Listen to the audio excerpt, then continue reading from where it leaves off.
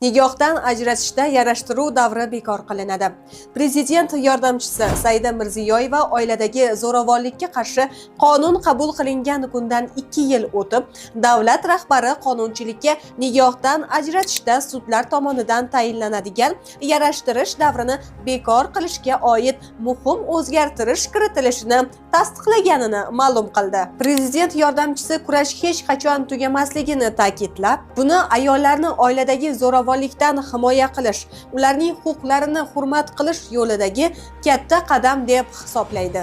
Shuningdek, Saida Mirziyoyeva agar oilada inson qadr-qimmati hurmat qilinmasa va u jismoniy, psixologik yoki iqtisodiy tahqirlarga duch kelsa, u yerda murosaga kelish, yarashish har qanaqasiga imkonsiz ekanligini ham aytib o'tdi. Bu nafaqat ayollar, balki shunday sharoitda yashayotgan va tarbiyalanayotgan bolalar uchun ham muhimdir. Ota-onalar esa shuni yaxshi tushunib olishlari kerak.